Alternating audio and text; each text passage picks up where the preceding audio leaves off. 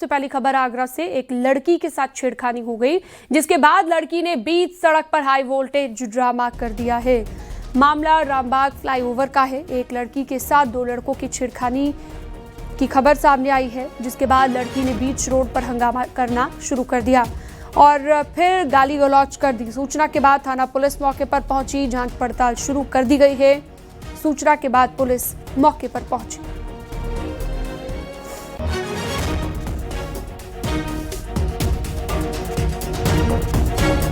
पीलीभीत के नगर पंचायत नौगवा पकरिया कार्यालय से 3 लोगों को नोटिस जारी करने के बाद अतिक्रमण हटाया गया। मजिस्ट्रेट की निगरानी में कार्रवाई की गई है। ईओ ने 13 फरवरी को प्रतिष्ठानों के बाहर किए गए अस्थायी अतिक्रमण निर्माण के संबंध में नोटिस भेजा था और 3 दिन में अतिक्रमण हटाने की चेतावनी दी गई थी। जब अतिक्रमण नहीं हटाया गया तो प्रशासन की ओर से बुलडोजर कार्रवाई देखने को मिली है।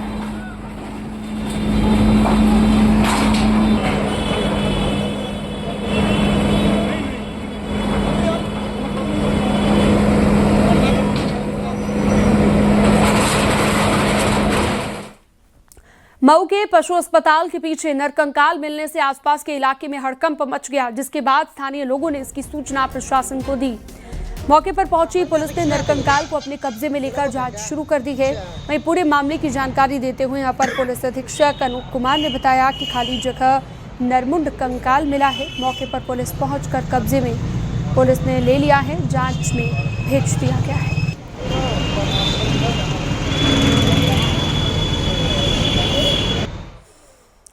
नोएडा में चलती कार में भीषण आग लग गई। कार सवार महिला बाल बाल बची है। नोएडा के सेक्टर 132 इलाके की यह घटना है। स्कूल से बच्चों को लेने जा रही थी महिला, तभी अचानक से कार में धुआं निकलने लगा। धुआं निकलता हुआ देखकर महिला ने तुरंत कार का दरवाजा खोलकर बाहर निकली, लेकिन आग का गोला बनी कार मौके पर फायर ब्रिगेड की टीम ने पहुंचकर काबू पा लिया है।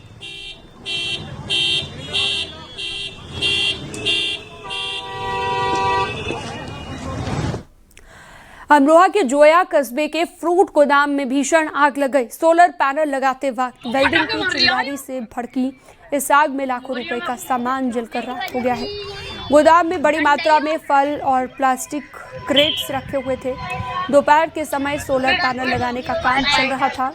इसी दौरान गैस वेल्डिंग से निकली एक चिंगारी प्लास्टिक की क्रेट्स पर गिर गई, जिससे आग तेजी से फैलती चली गई। देखते ही देखते धुएं का गुब्बार आसमान में छा गया। इलाके में अफरा तफरी मच गई।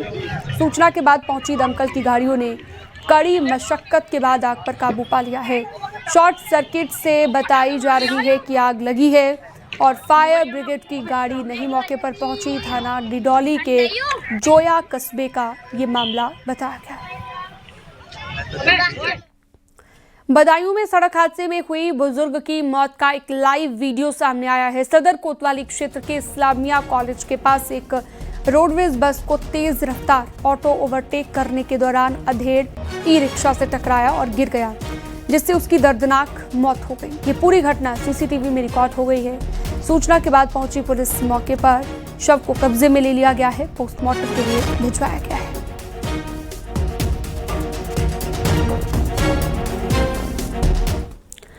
गोरखपुर के एक अस्पताल में हुए मोतियाबिंद के ऑपरेशन में 9 मरीजों की आंख की रोशनी चली गई थी और इस मामले में जिलाधिकारी गोरखपुर ने मजिस्ट्रेट जांच के आदेश दे दिए हैं। उसकी रिपोर्ट आ गई है। जिलाधिकारी का कहना है कि इस रिपोर्ट में बैक्टीरियल इन्फेक्शन की बात सामने आई है।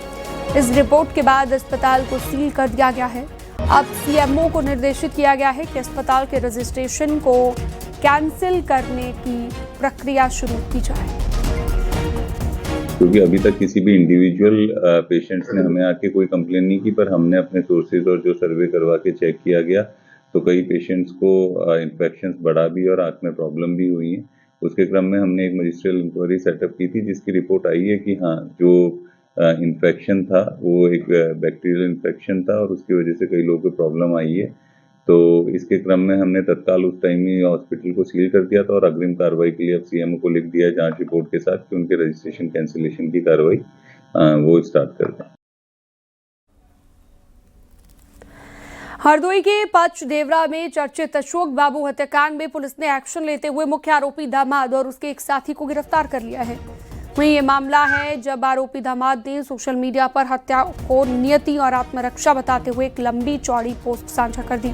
पुलिस ने दामाद और उसके साथियों के खिलाफ बीएनएस की कई धाराओं में मुकदमा दर्ज किया था। एक व्यक्ति जिनका नाम अशोक बाबू, उम्र लगभग 52 वर्ष है, की हत्या उनके रिश्तेदारों के द्वारा कर दी गई। उक्त प्रकरण में अभियोग संख्या 24/26 को थाना पचदेवरा पर दर्ज किया गया एवं पुलिस जांचोपरांत 2 व्यक्ति, एक मनमोहन और दूसरा अभिषेक सिंह को इस मामले में गिरफ्तार किया है। दोनों अभियुक्तों के पास से घटना में प्रयुक्त हॉकी का एक स्टिक बरामद किया गया है। दोनों अभियुक्तों को माननीय न्यायालय के समक्ष पेश किया जा रहा है। रायबरेली में गरीब कुम्हार को करोड़ों रुपए का जीएसटी नोटिस मिलने से सनसनी फैल गई है। रघुवीरगंज बाजार के रहने वाले कुम्हार को 1,25,00,000 का बिहार जीएसटी विभाग का नोटिस डाक के जरिए मिला है। कुम्हार मोहम्मद का ये कहना है कि वो पुश्तैनी तौर पर कुल्हड़, सुराही, घड़ा और मिट्टी के खिलौने बनाकर अपने परिवार का भरण पोषण करते हैं। उनके पैन कार्ड का दुरुपयोग कर फर्जी फर्म बनाई गई और करोड़ों के लेन देन को दिखाया गया। हमारे साथ धोखाधड़ी हुई है, ये भी कहा गया। 25,000 और कुछ रुपया दिले हैं। इम्मा टैक्स आवा है मेरे नाम से। हम भैया इतना बड़ा काम नहीं कर पाते, ना एक को विश्वास जमीन है, ना खेती है, ना पेटी है। 100-200 को बेचते हैं, वही मिट्टी के बर्तन वही खाते हैं, वही कमाते हैं।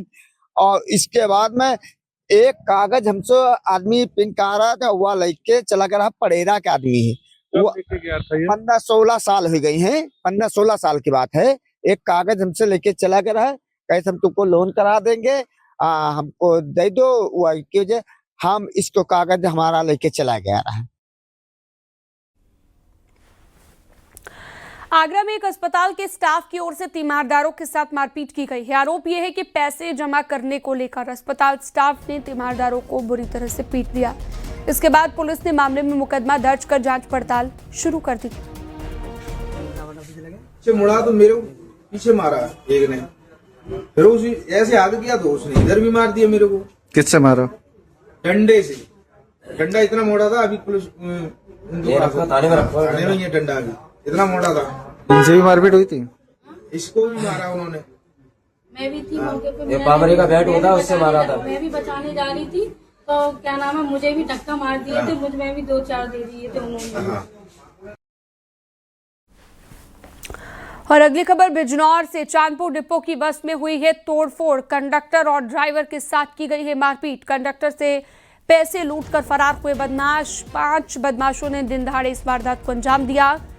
महिला कंडक्टर ने छेड़खानी और मारपीट का आरोप लगाया है। पुलिस कर रही है मामले की जांच पड़ताल।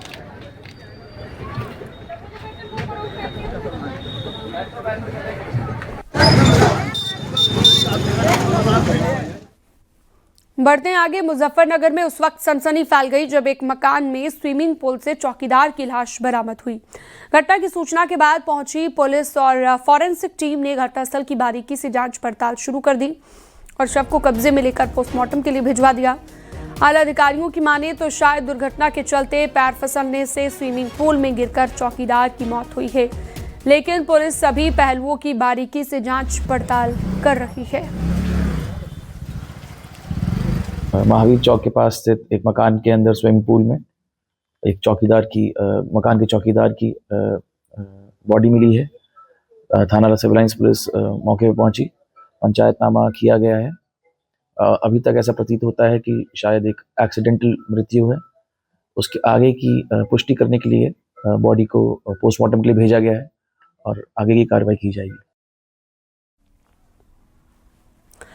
आगरा में अहिंसा बिल्डर्स के व्यावसायिक ठिकानों पर चल रही आयकर विभाग की कार्रवाई अब खत्म हो गई है। विभाग ने जांच पूरी कर सभी व्यावसायिक परिसर खाली कर दिए हैं। 3 दिन तक चली इस कार्रवाई के दौरान करीब 100 करोड़ रुपए के नकद लेन देन से जुड़ी जानकारी आयकर विभाग को मिली है।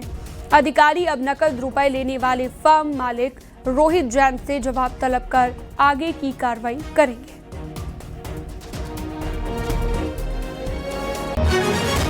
आगरा में थाना साइबर क्राइम पुलिस को बड़ी कामयाबी मिली है। पुलिस ने 15 लाख साइबर ठगी की घटना का खुलासा करते हुए 2 आरोपियों को गिरफ्तार कर लिया है।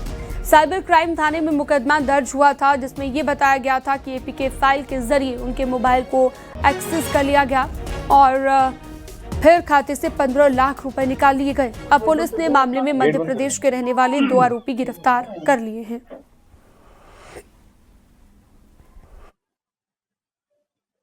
देखिए, जो अभी 2 अभियुक्त गिरफ्तार किए गए हैं, इन्होंने पूछताछ में बताया है कि जो इस पूरे ही गैंग का मास्टरमाइंड है, उसके कुछ लोग जमतारा, झारखंड, बिहार से भी साइबर अपराधी घटनाएं कारित करते हैं और अक्सर उससे मिलने के लिए इंदौर भी आते रहते हैं।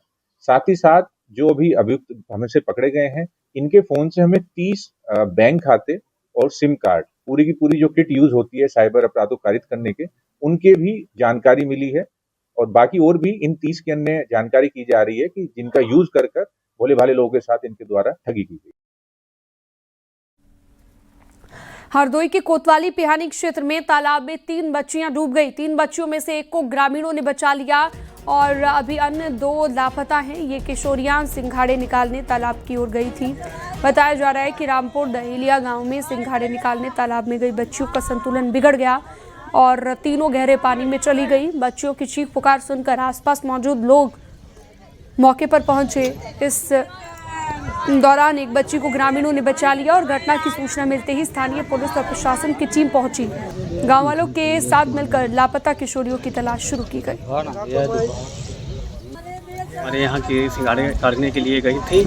इसमें एक लड़की जो है मिल गई है, 2 लड़की जो डूब गई हैं, उनकी तलाश में सब लोग जारी हैं, ढूंढ रहे हैं, प्रयास की जा रही है। पुलिस बल तैनात है। थाना पिहानी पर आज 12 बजे ये सूचना प्राप्त हुई कि रामपुर दहेलिया गांव के पास स्थित तालाब में गांव की ही 3 बच्चियां, जिनकी उम्र करीब 11-12 साल है, सिंघाड़े के लिए गई थी और जिसमें वो डूबने लगी। एक बच्ची तैरकर बाहर आ गई, बाकी 2 बच्चियां डूब गई हैं। बच्चियों की तलाश के लिए लोकल गोताखोर लगे हुए हैं। सीतापुर से बाढ़ पीएसी राहत दल आ रही है। जल्द से जल्द बच्चियों की तलाश कराई जा रही है। रायबरेली में कछुओं की तस्करी का एक मामला सामने आया है। पुलिस और वन विभाग की संयुक्त कार्रवाई में 14 जिंदा और एक मृत कछुआ बरामद कर लिया गया है। मामले में एक आरोपी को गिरफ्तार भी कर लिया गया है। वन्य जीव संरक्षण अधिनियम में मुकदमा दर्ज भी कर लिया गया है।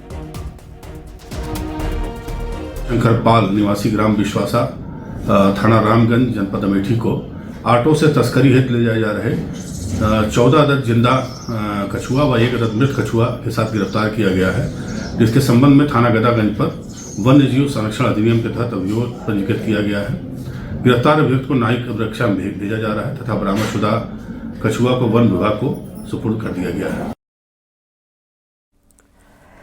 यूपी पुलिस मुख्यालय और त्रिनेत्र 2.0 ऐप पर उपलब्ध हिस्ट्री शीटों के आंकड़ों में भारी अंतर सामने आया है। लिहाजा डीजीपी राजीव कृष्ण के निर्देश पर हिस्ट्री शीटों का डिजिटल वेरिफिकेशन करवाया जा रहा है। त्रिनेत्र 2.0 ऐप में दर्ज आंकड़ों के मुताबिक यूपी में हिस्ट्री शीटरों की संख्या 17,500 है, जबकि पुलिस मुख्यालय के आंकड़ों के मुताबिक प्रदेश में 1,05,325 हिस्ट्री शीटर हैं। इसी गलती को दूर करने के लिए डीजीपी राजीव कृष्ण ने प्रदेश भर में पुलिस को हिस्ट्री शीटरों का डिजिटल सत्यापन पूरा करने के लिए सख्त आदेश जारी कर दिए हैं। पुलिसिंग की तरफ बढ़ रही उत्तर प्रदेश पुलिस के अभियान में फिलहाल रुकावट आ गई है। उत्तर प्रदेश पुलिस का एक बड़ा प्रोजेक्ट है यक्ष ऐप। उत्तर प्रदेश के सभी अपराधियों का डेटा इसी यक्ष ऐप पर होगा। जब हिस्ट्री शीटर्स का डेटा फीडिंग की जा रही थी, तभी पहले से इस्तेमाल किए जा रहे त्रिनेत्र 2.0 ऐप और पुलिस मुख्यालय में हिस्ट्री शीटर्स की संख्या में बड़ा अंतर मिला है। त्रिनेत्र 2.0 ऐप के मुताबिक उत्तर प्रदेश में हिस्ट्री शीटर्स की संख्या 17,500 है, जबकि यूपी पुलिस मुख्यालय के पास जो रिकॉर्ड है उसके मुताबिक उत्तर प्रदेश में 1,05,325 हिस्ट्री शीटर्स हैं।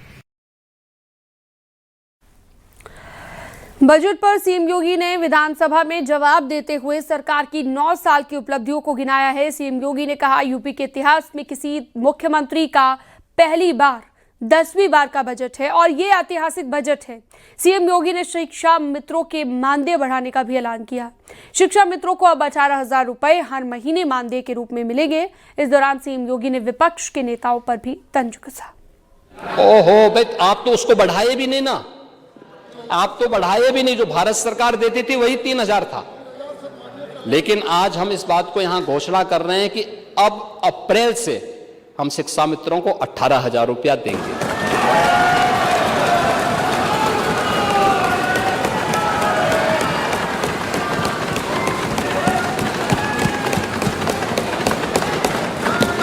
अनुदेशक 17,000 रुपये पाएगा और उसको तत्काल हम लोग एक भुगतान करने की व्यवस्था करने जा रहे हैं।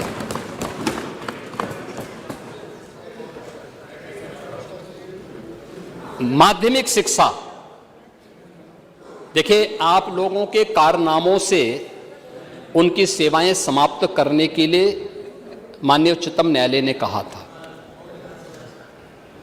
यानी आप लोग किसी का भला नहीं कर सकते, लेकिन उनके जीवन के साथ खिलवाड़ जरूर कर देते हैं। ये जरूर, इसमें आपको, इसमें विशेषज्ञता हासिल है। लेकिन हम लोगों ने 3,000 से 10,000 मानदेय क्या, और आज 18,000 भी हमारी सरकार करने जा रही है। और 5 लाख रुपए का कैशलेस सुविधा भी सरकार ने हमारी सरकार ने किया है।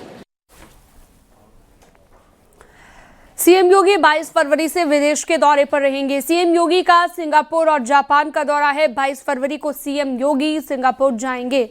सिंगापुर में 23 और 24 फरवरी को कार्यक्रमों में शामिल होंगे। 25 और 26 फरवरी को सीएम योगी जापान के दौरे पर रहेंगे, जहां पर वो अलग अलग कार्यक्रम में शामिल होंगे। जापान में सीएम योगी हनुमान मंदिर में भी जाएंगे। टोक्यो से 40 किलोमीटर दूर स्थित हनुमान मंदिर में जाकर दर्शन पूजन करेंगे।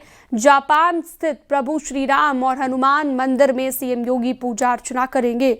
जापान में रह रहे भारतीयों पर सीएम योगी के दौरे को लेकर काफी उत्साह है। सीएम योगी की इस यात्रा में उनके पहनावे को लेकर काफी चर्चा हो रही है। बताया जा रहा है कि सीएम योगी भगवा पहनकर ही विदेश जाएंगे। जापान में वो सैंडल की जगह शूज पहनेंगे और टोक्यो से 45 से 50 किलोमीटर दूर हनुमान मंदिर भी जाएंगे।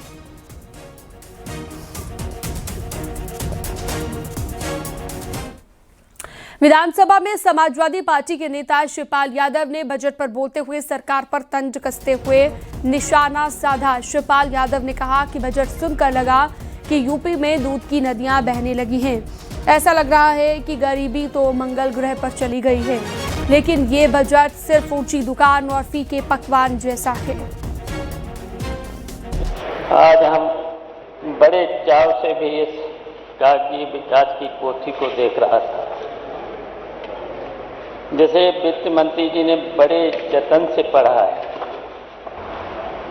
सुनकर ऐसा लगा जैसे उत्तर प्रदेश में दूध की नदियां बहने लगी और गरीबी तो अपना बोरिया बिस्तर बांधकर मंगल ग्रह में चली गई। लेकिन महोदय, हकीकत के धरातल पर अब जब हम उतरते हैं तो दिखता है कि यह बजट ऊंची दुकान और फीका पकवान से ज्यादा कुछ नहीं है। मनवर सरकार कहती है कि बेरोजगारी दर सिर्फ 2.24% रह गई है। यह आंकड़ा सुनकर करोड़ों युवाओं को चक्कर आ गया होगा, जो हाथ में डिग्री लेकर लखनऊ की सड़कों पर लाठियां खा रहे हैं। आपने 50 लाख करोड़ के MOU तो साइन किए, पर धरातल पर क्या आया? ब्राह्मणों के अपमान के आरोपों के मुद्दे पर अखिलेश यादव ने डिप्टी सीएम ब्रजेश पाठक पर तंज भी कसा है। उन्होंने कहा कि अगर अपमान हुआ है तो वो सजा क्यों नहीं दिला पा रहे हैं। शिखा और हमारे बटुकों का अपमान हुआ है और जिन्होंने उनके साथ इस तरह का व्यवहार किया उनको पाप मिलेगा और पापी कहलाए जाएंगे। तो फिर सजा क्यों नहीं दिलवा रहे हैं? आखिर क्या वजह कि दोनों डिप्टी सीएम मिलकर के सजा नहीं दिला पा रहे हैं? और अगर 2 दिन सजा नहीं दिला पाए तो मुख्यमंत्री जी चले जाएंगे जापान। तो हमारे डिप्टी सीएम क्या जापान जाएंगे धरना देने? यादव जी की लव स्टोरी फिल्म का विरोध हो रहा है, उसको किस तरह से देख रहे हैं? भारतीय जनता पार्टी ऐसी ही लव स्टोरी बनाती है। ये सब भारतीय जनता पार्टी की लव स्टोरियां हैं। याद कीजिए, पहले ब्राह्मण समाज को अपमानित करने के लिए कौन सी फिल्म बनाई थी? हमारे पूजनीय उनके साथ व्यवहार कैसा हुआ, पूजनीय शंकराचार्य जी के साथ। अब सुना है कि जापान जा रहे हैं, किसी इनके संगी साथी चापलूस को जापान जाना था, उसने कहीं ये कह दिया कि वनस्पति वहाँ बहुत अच्छी मिलती है, उसी वनस्पति के चक्कर में लगता है घूमने जा रहे हैं।